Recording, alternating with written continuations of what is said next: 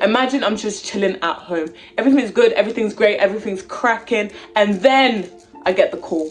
When I answered, every single bit of chill that I had prior was scorched by fire. On the other end of the line was my friend Nabs. Nabs said, listen, come to mine right now. I need help. Oh yeah, and bring chemicals. Immediately, the taxi was booked. I'm en route, no questions asked. Even though none were asked though, I still thought them.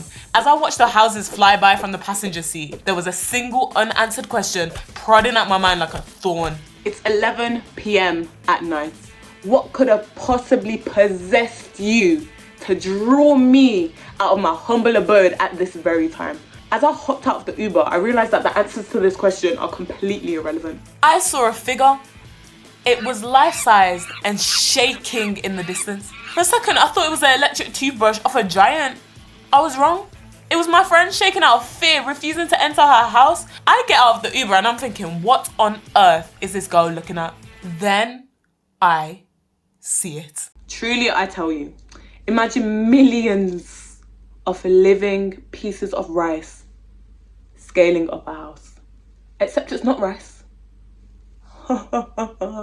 It's not rice. It's maggots.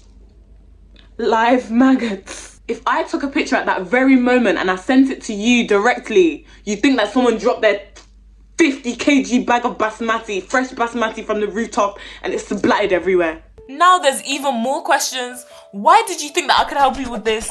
I even looked at the flimsy bag of chemical supplies I bought and sighed. I might as well have been trying to use a paper plate as my shield in a Roman wall. But this doesn't matter right now.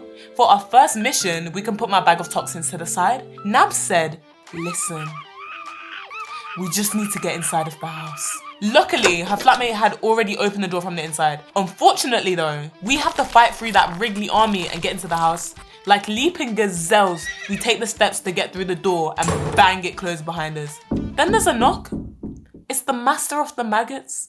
He's wriggled and screeched confidently that the battle wasn't over.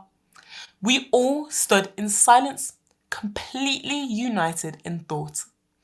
They must die. Everyone suits up ready to take lives. We turn into witches, cooking up the craziest chemical combos that we can find in order to kill them. Just to pause the story for a sec. God forbid I'm actually a witch, but like, you know, I just added this to the story because it made it bang a bit more. Okay, let's continue. From the kitchen to the front door, we're running laps of destruction. We're passing and pouring any hot water and lick of bleach we can find onto their troops. Every single part of the bin, the walls, the floor, and the street is covered. But they just keep coming back. Not only that, but every time they do, they seem stronger. At this point, I had some sort of revelation. We were fighting the symptoms and not the cause. Someone had to take one for the team. Someone had to remove the source. The outside bin. Understandably, everyone's looking around in silence, like, because absolutely no one wants to touch that. Like, it's riddled with vermin, like, it's nasty. Nab says in the most menacing tone, well, I ain't touching it. A tumbleweed and another pause go by. It's ended by my sigh and a fine that I had to drag into my mouth from the pits of hell. After snapping the latex off my gloves against my wrists, I get to cracking. Now I'm eyeing up their territory. Across the bin's surface, there's millions of them. If you look closer, you'd see that they have their own sort of civilization. Looking even closer than that, you'd see a singular maggot. This one though, he's a little bit different from the rest. He's staring directly at me. And then I hear something with my own two ears. Guys, is she looking at us? Yeah, Magnus, I think she is. Okay, maybe if we just stay still, she will go away.